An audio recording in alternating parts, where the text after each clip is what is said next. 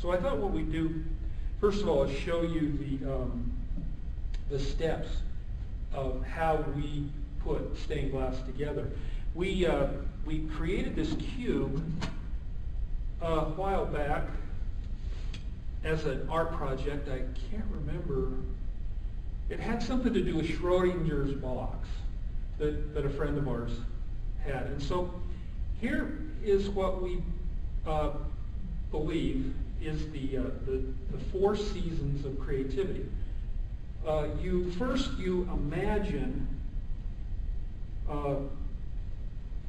the concept or the idea, and then you create it, and then you share it, and then that inspires someone to imagine, create, share, and so forth. And so it's a season of creativity.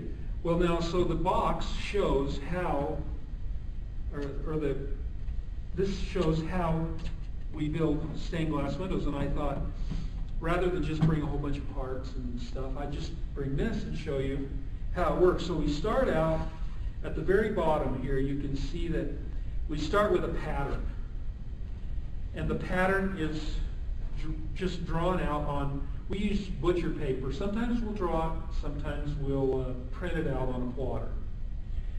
And then the next thing we do is trace it all onto poster board.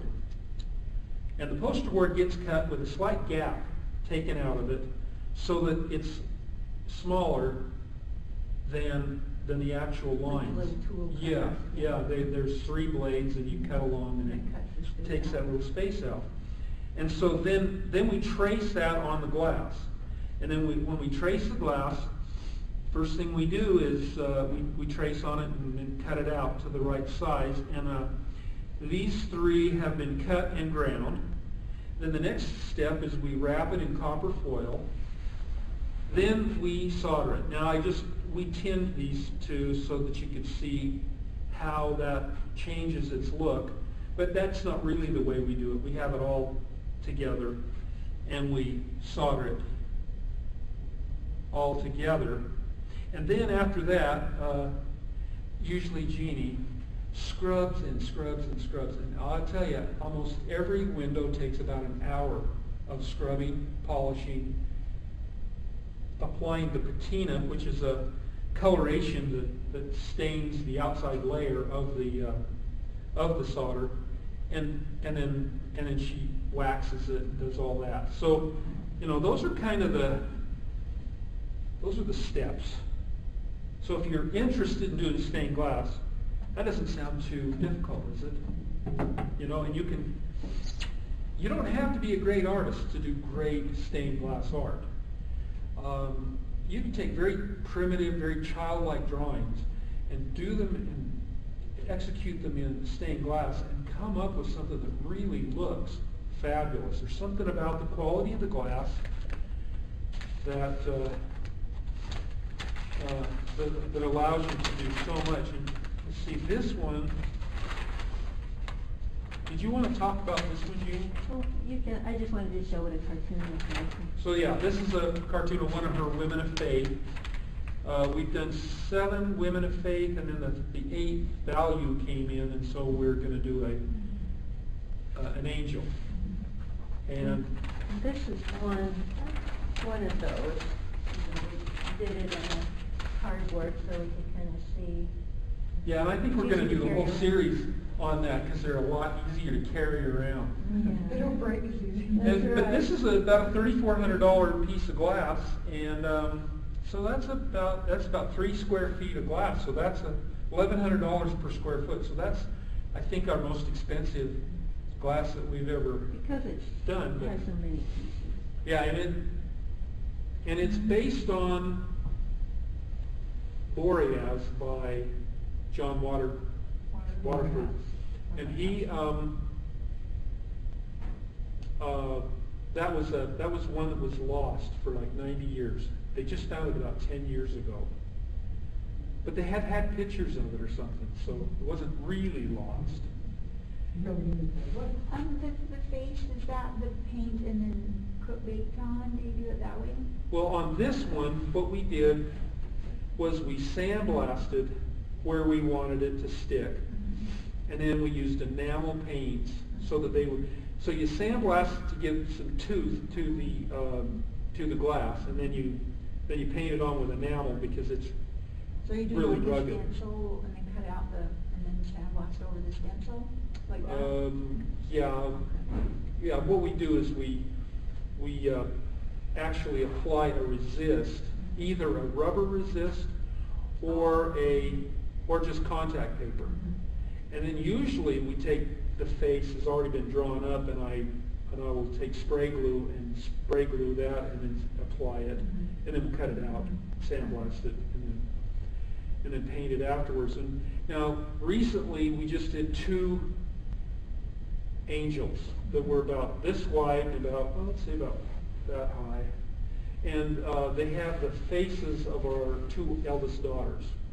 And it took Jeanne 2 months per face, and she sandblasted the glass, and then she took an airbrush class, and really did a great job.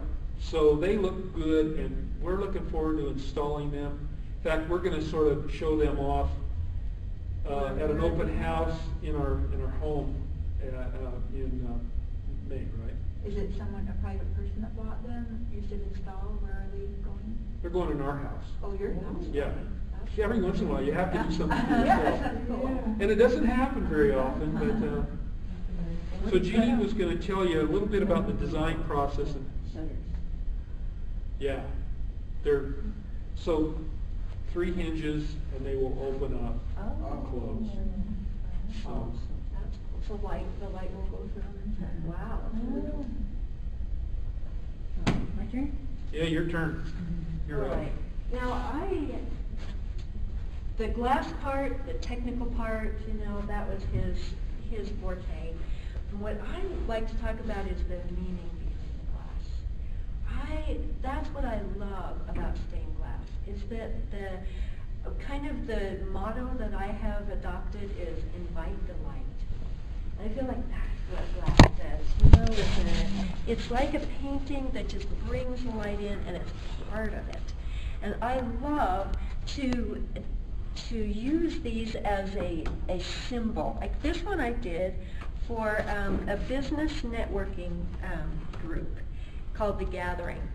And it is meaningful because in the center, this is a mandala. A mandala is just a round, circular art image that means something. And with this one, the inside, it was your core, your center. This is what you really are. You are the jewel. You are the most important. And then these are the seeds that you plant, whether it's a business, whether it's something that you are striving for in your own life. You're planting seeds. And then, so you have a ring of friends. This is your support, whether it's the art guild, whether it's, some kind of group that you get together, just a couple of friends maybe. You have a ring of friends, and these are your support, and we all need that. We all need somebody to say, you go girl, you can do this. And then, these are just the, I think this was part of the path. So you have different paths. Like going back to business, maybe one of our paths is to do presentations, newsletters, television, radio. I mean, you have certain paths that you take to make your business strong and viable and successful and hopefully be able to pay the bills. And then these parts, that is just the white light, your inspiration. Why do you keep doing what you're doing? Why do you keep selling oils? Because you believe in them. Why do you make these gorgeous little animals and stuff? Because you believe in that. You know it's going to make someone happy when they see it. And this is what I do. Because with the glass, I want this to go into someone's house, and every time they look at it, they say, oh, yeah, I can go another day. I can do this. Because that is beautiful, and that inspires me. And it's just like if you're coming down the stairs and it's at the bottom of the stairs, and even if you're having a cruddy day, you see the light shining through, and it shines through this jewel, shows rainbows on the floor. And you're just going, I can do it. We're good. It's all good. So that's what I do. As I do it, and this one was for Body Tree Institute. She does emotional and energetic healing. And she wanted this to be how you have to start from the roots. You have to heal from the roots. You know, that could go back to your family, could go back, you know, years. But that's where you start. And then you heal yourself, and these are the, you know, different modalities that you might use till you get to the fruit, till you get to the essence of your healing, and you'll be able to grow and be what you're supposed to be. This one is just fun. It doesn't mean anything, except to me they all mean something. You know, even when I do a geometric shape, it means something to me. And with this one, the lady gave me a plate, and she said it was a plate with a rooster on it. She says, I want a stained glass of this rooster on this plate. And so actually, I should have brought the plate just to show you how it was similar. But this guy was a little more friendly. You know, the rooster on the plate was this, you know, the strong crowing bird, and this one's just kind of a little more friendly and stuff. But it's just all fun. And this one, you know, is geometric shapes, but we wanted a window for every month. And so we have one for January through December. This one is June. And we thought, there's not really a celebration in June, so what could we make? And we thought, well, weddings are in June. And so this is our wedding window. And we have given it for wedding presents numerous times. So, How much do windows like that? now, the more simple ones, and I think this is probably one they start at 75. The ones that have more pieces start about 150. So it depends on how many pieces, how many square feet of glass.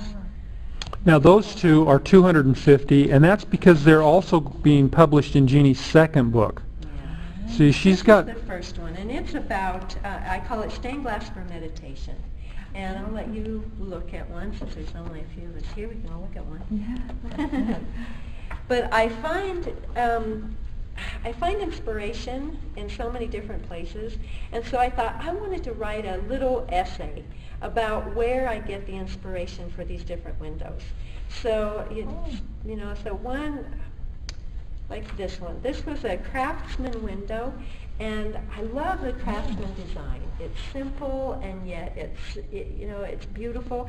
And I thought I want to do a window that reminds me of the Craftsman design, which is usually reminders of home, hearth and home.